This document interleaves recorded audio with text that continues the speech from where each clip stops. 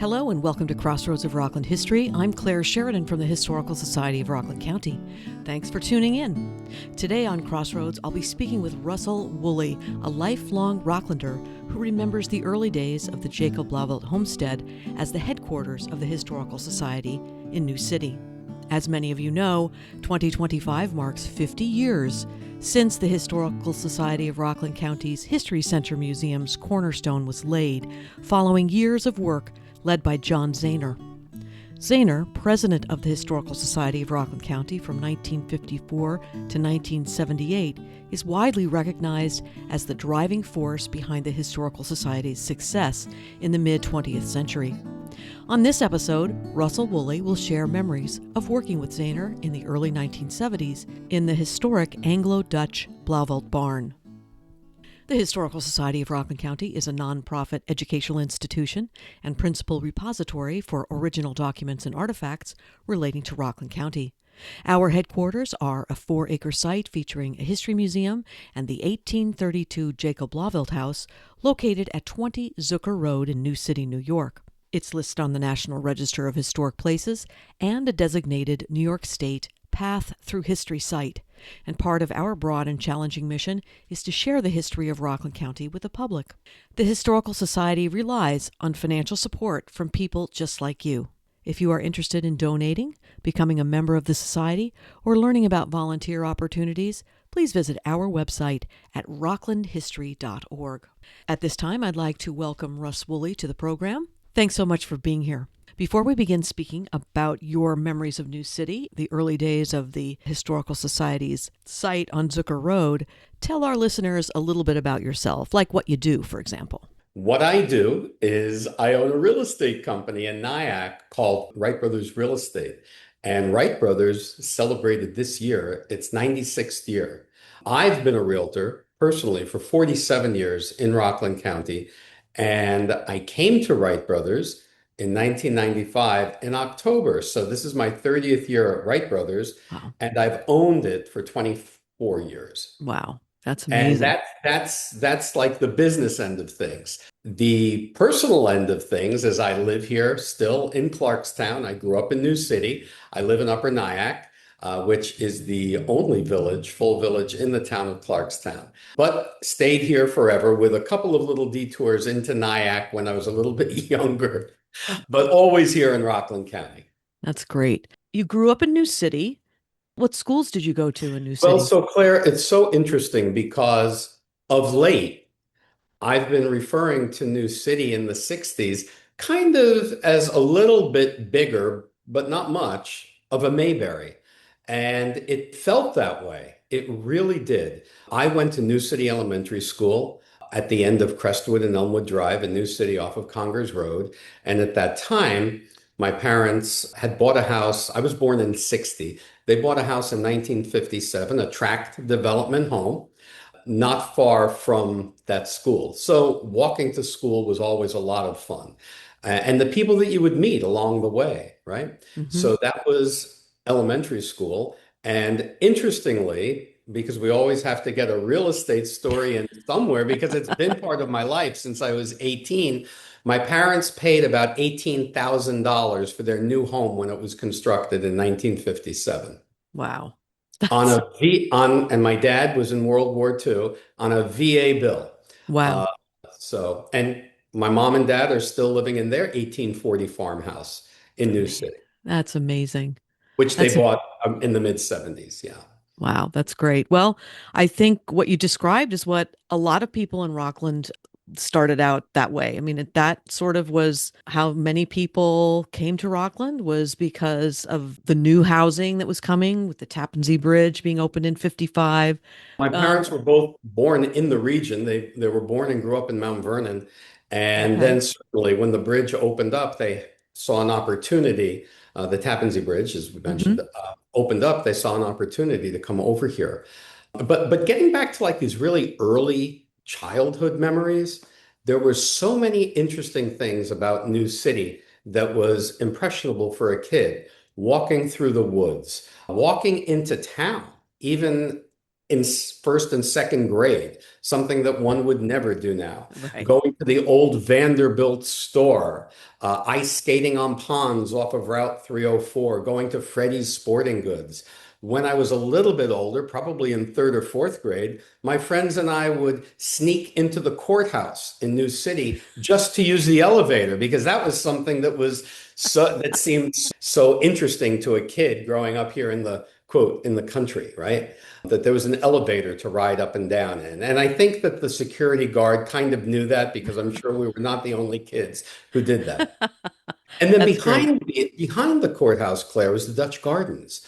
And my mom, who's now 98, was one of the original members of the Clarkstown Garden Club who did the first restoration in the early 60s. And I was in there recently, and it was nice to see that the county has done a beautiful job recently of maintaining those Dutch gardens, which have a very strong history Absolutely. in the area. And memories I have of swimming in that creek behind there, too. Oh, amazing. It- That's so great. How did you come to meet John Zehner? My mom knew the Gibbons family. My mom got very interested in, well, she was always interested in things historical, but with the Historical Society. And I was a kid who always liked doing different things, like volunteering if there was something to do. And my mom, through somebody else, had introduced me to John Zehner. And my job as a 12-year-old was to go with Mr. Zehner. I think it was on Saturday mornings for a while and help him clean out the barn. Hmm. I just recall him as being a 12-year-old's impression, right, was a very kind and wise gentleman. He was really nice to me as a kid, and it was like, okay, well, we're going to do this. I'll come back in a little while and check on you and all that kind of thing. And he was one of those older people that I really enjoyed being around. And I think those older people are great to have around kids to teach them and to kind of it wasn't really mentorship because it was kind of like cleaning up at the historical society, right? But the kindness that he Hmm. extended left an impression. And boy, when somebody leaves a good, kind impression, it just kind of ripples out everywhere. So I think probably because of that, the Historical Society, while I have not been active with the association, has always held a very special place. Hmm. So the Gibbons family was the last of the Blauvelts to live in the Blauvelt house, the 1832 Blauvelt house. And they sold it to the Historical Society in the early 70s. And the house, and it's about a 4.5 acre parcel in New Right. City on Zucker Road. And there is an 1865 Anglo-Dutch barn on the property that had been used by the Blauvelts for many generations. I mean, the Blauvelts had lived in that house since it was built. Unusual that a family would keep a house that long and Right. then turn it over to a history organization. And of course, they were living there in the 70s, so it had been updated. It had a contemporary kitchen and it had shag carpet and Yeah. stuff like that. And the Yeah. barn was full of stuff. And I can tell you that even after the transfer of the property from the Gibbons family to the Historical Society, one of our docents was John Gibbons, who Oh, was there even when I first joined in 2010. He was still around. Unfortunately, he died of cancer. So this long years and years, decades and generations of people living in this house from that same family is quite unusual. And they retained so many records. We have diaries and journals about what the family was doing throughout. So it's a very special thing that the Gibbons family turned over, not only the house and the barn, but also all of the records that they had so carefully kept. Claire, what type of records were they? Were they about people in their employ? Was it about farming? Was it expenses for butter? What were these records? All of those things, what they would do during certain seasons, what they were working on, when they would go to market, what they would sell at market. I mean, they weren't really farmers per se. The Blauvelt family was sort of upper middle class, if you will. So Jacob Blauvelt was a justice of the peace. They had various different, all the Blauvelts down through the generations weren't farming for to make a living. They were farming for themselves and then would take any extra to the market. So I see. it allows one to see what's going on in different seasons, what they're working on, and so it's fascinating. And that's how the Historical Society developed the Growing Up Blauvelt program for school kids. And that was one of the things I was going to ask you is if ever you went to, I mean, probably was a generation after you that would have begun coming to the Historical Society any of those early Yes, school programs. that's right. Yeah. Yeah, we didn't do that. Okay. But for Uh, historical reference, we would take field trips up to New Windsor Cantonment in Orange County and that kind of thing. mhm. Museum Village, right, in Orange County also. It's still a program that we offer, and it is based on the early Blauvelt family journals and diaries, which is fascinating. What kind of condition was the barn in when you went there as a kid? Well, yeah, so the barn, as a kid, the barn was just this big old barn that was very dusty, but seemed very, very sturdy, to me as a kid. It was one of those barns that if you can just close your eyes for a second and imagine swinging from a rope into a hay bale, because I remember doing that in a couple of barns, and that would have been a really fun thing to do. But the barn, I do remember there were a lot of artifacts also. There were tools.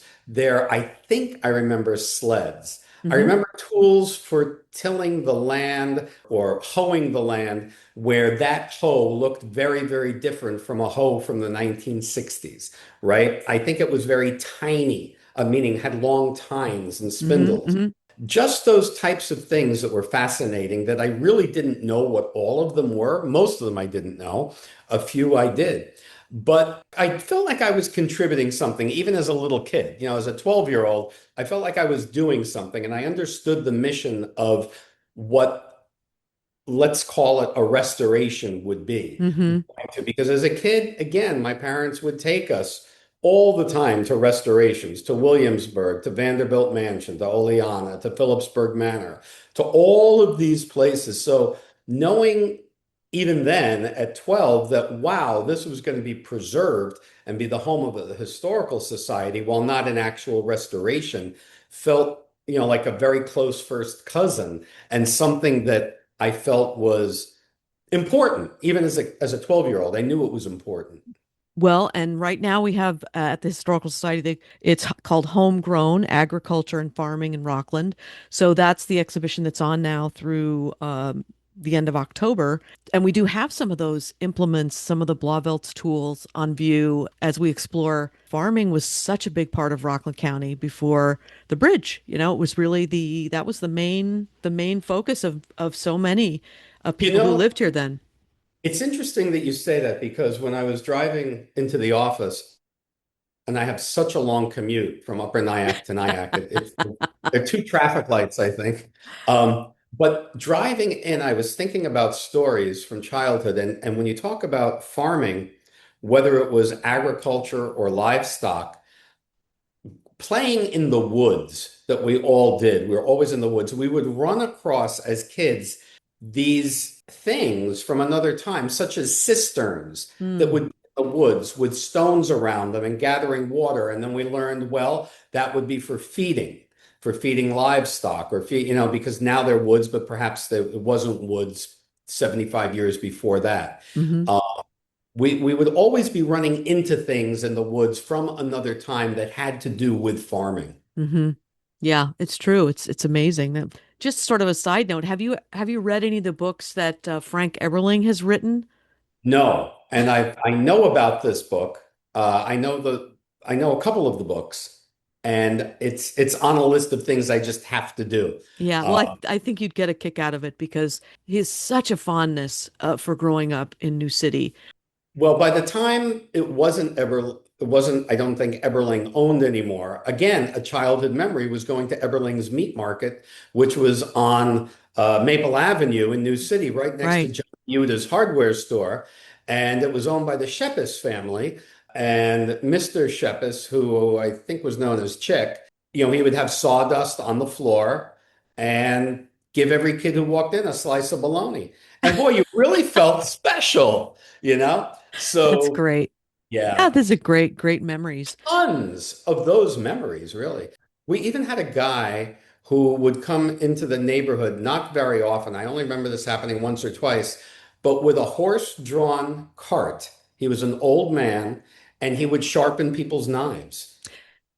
Yes, I've heard about that from other people. I can only have a very, very faint memory that the cart might have been a reddish or pinkish kind of color. Not Okay. not vibrant, kind of a dull red or a dull dark pink. It's And then there was amazing. a junk man in West Nyack off of Demrest Road down a little lane into the woods. And my mom would go there. I remember her going there with my grandfather to get old door frames with glass in them. And the reason for those were they would make cold frames out of those for seedlings. So they take the Oh, door frame and put it on top of 2x4s, fill it with soil, open it, and close it as they needed to do that for the sun to start those seedlings. now you're a realtor. I love the fact that your parents took you to all those historic places. They took me to historic places and they took me to tons of houses when we were kids looking for a weekend home, which eventually they found when I was in my 20s, but it started very early. And then my love of real estate was actually probably instilled by a friend of my mom's. She had her own office and she was just the kindest woman in the world. Her name was Marie Hagany. If anybody's listening, they lived down off of the Pride's Crossing neighborhood. And just seeing what she did and how she did it, it was fascinating. And I said, I really, as a little kid, I said, I like people, I like houses, I like driving around. Maybe there's something there. And that was Marie Hagany was really the one that started me thinking about real estate. And did you stay in touch with her? I'm going to tell you a really interesting story. Yes, I did. She passed away maybe 10 years ago, or maybe a little bit more. But her mother lived right near New City Elementary School. And Marie asked me, this was in the 90s. Marie asked me if I would go to look at the house to tell her what I thought of value, even though Marie would be listing her mom's house, I think. I said, but Marie, there's something with this property that you really need to know. I said, it has a very large piece of land, and I think it's subdividable, and that money could really help out your mom a lot. I may be getting some of these details wrong, whether her mom had passed away or not, but it could help out the family. And she said, wow, I never really thought of that. So Marie actually wound up getting the property subdivided, and I was not involved with it at all.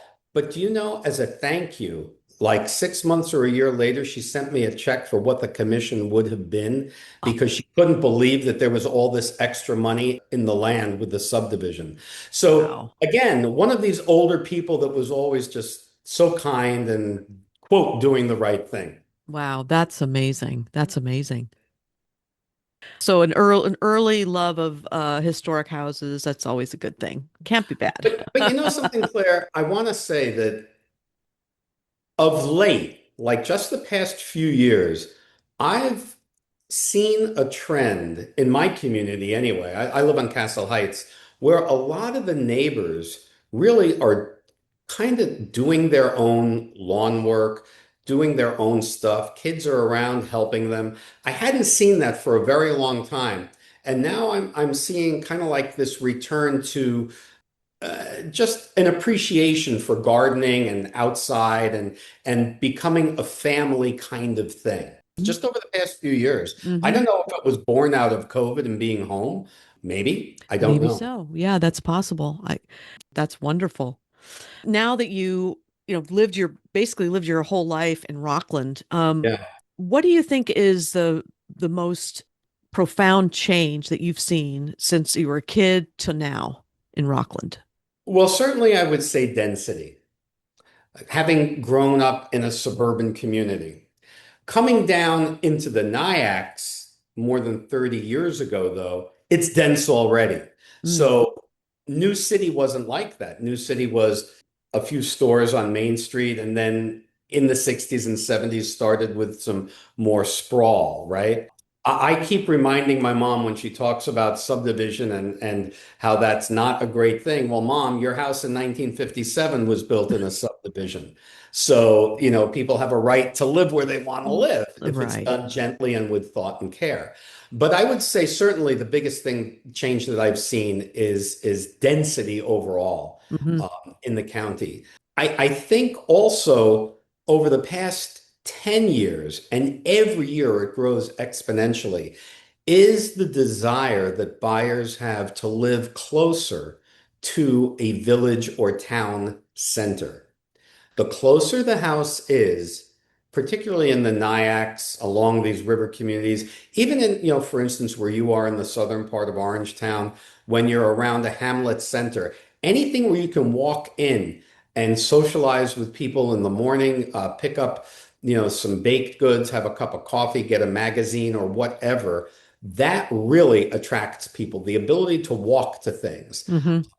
Walkability score has become a big thing. So from that great density and urban sprawl, and now a sense of we don't need half an acre, we don't need a third of an acre, we don't. So where I'm going with this is I think that good, sensible planning in the future on the part of our planners, where perhaps lots are not as large, but smaller, but well constructed, well thought out with a combination of smaller and larger seems to be the way that things are probably going to go.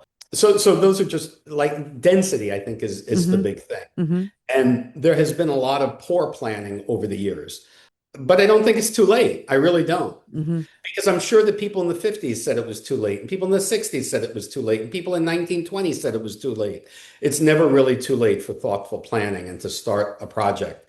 I'm in New City almost every day, even though I live here in Upper Nyack. But the other day I was driving through New City, and I have to say I was so pleased at the time of what Supervisor Gromack's administration had done with regard to Hamlet revitalization. And then under Supervisor Holman, I've seen parks even improved, further beyond that. But driving down Main Street in New City, noticing those trees that were planted 8 or 10 years ago now are larger and there's places to sit.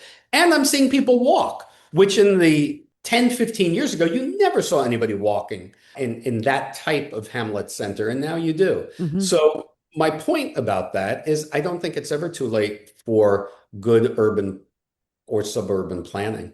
Yeah, I agree with you. I mean, where I live in Tapan, I can walk everywhere and I love it. Yeah, I can walk to the library, I can walk to the coffee shop, I can walk to the park, and it's very valuable to me that having that, very much so. Early in my career, I worked for a company which isn't a real estate company anymore, but they still do insurance under a similar name. It was called Coyle and Coyle in New City. And as a matter of fact, Casey Coyle now works here. Her dad owned Coyle and Coyle when I Ah, worked for. Both companies, by the way, Coyle and Coyle and Wright Brothers, started in 1929, which is a really interesting time to start a business during the Great Depression, right? right.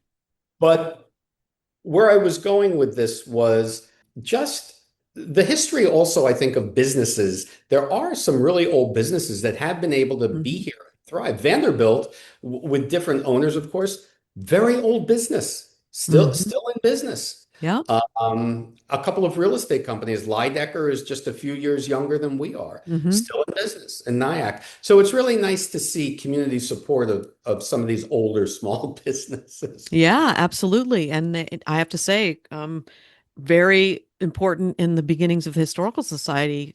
So many of these businesses at the time were instrumental in the building of the History Center, which Yep. they broke ground 50 years ago for that. And we are grateful for their support over the years. It's amazing. Claire, when we talk about architecture and we talk about old homes and we talk about old structures, I think it's really important to not be so much of a preservationist or purist that things cannot be improved. If you remember, what was it, 30 years ago, 35 years ago, maybe longer, I.M. Pei Mm. had created the pyramid at the Louvre, right? That crystal pyramid. And people were up in arms. They were furious. But now that's become part of the iconic landscape structure and affinity with the Louvre as Hmm. well. Notre Dame, right? Changed so many times over the hundreds of years of its history. So it's not that things can't change, but we need to maintain dignity and intrinsic quality, but development and change and architectural change can happen, I think, in harmony Mm. with Yes. what people want today and what was. I agree. I think we have to bring the new in with the old. It's the only way. I mean, change is good, but as you said, with really a thoughtful approach is important. Well, this has been a terrific interview. I've had so much fun talking to you. I've always been fascinated by how John Zehner was able to take the Historical Society into, just an important, especially with historic preservation, an important place in Rockland history. So it's great to have heard your early memories of him as, a kind gentleman who, grateful that you were there to help him as a kid. Well, I have a little piece of memorabilia too from Mr. Zahner's home because just to kind of go full circle on this and wrap this up, I think it was in the mid to late 90s. We Wright brothers were called in to evaluate Mr. Zahner's home. I think he had passed away around that time. Hmm. Hmm. I don't remember who his executor was. It could have been a family member, a son, a cousin, a nephew. I don't remember. But walking through the house, I told the story of how I knew, like they didn't know that I had known John Zehner from all those years earlier in the early 1970s. And while I was walking through, there was this beautiful little sculpture of some historic value, I think. It was of a toad. And it might even have been done by Henry Varnum Poor, which you and I have that association, and Yeah. another one perhaps coming up soon. But Ooh. anyway, of this toad. And he said, that's such a great story you told of my dad. I'd love you to have this little ceramic toad. So I have it. But unfortunately, it's in a box when I repaint it. I'm not sure what box it's in. So I have to find it. Okay, well, when you do find it, take a photo and send it along. We'd love to see it. I will. Yeah, thank you. Well, Russell Woolley, thank you so much for being here on Crossroads of Rockland History. I truly appreciate it, and it was really fun talking to you. Oh, Claire, thank you, my newfound friend. I really enjoy our conversations very much. Thank you. So that wraps up today's show. Keep in mind that all the information that we discussed, as well as a recording of this broadcast, will be available at rocklandhistory.org. I hope you'll tune in to the next Crossroads of Rockland History, which will begin streaming on Monday, November 17th. Check out our website where you can learn all about the events and programs on tap. Our web address again is rocklandhistory.org. You can call us at 845-634-9629. That's rocklandhistory.org or 845-634-9629. Coming up is our annual History Luncheon, and the topic will be Protecting the Ramapo Pass, George Washington's little-known fortifications at Sidman's Bridge. That will be a lecture by our own county historian, Craig Long, and that will take place on Thursday, October 30th. Another great way to keep up with us is to follow us on Facebook, where we have a growing group of friends and fans. You can also follow us on Instagram and Threads, or read our blog on Tumblr. And don't forget that past episodes of this program are archived at rocklandhistory.org as podcasts, and you can also find episodes archived on all major podcast platforms.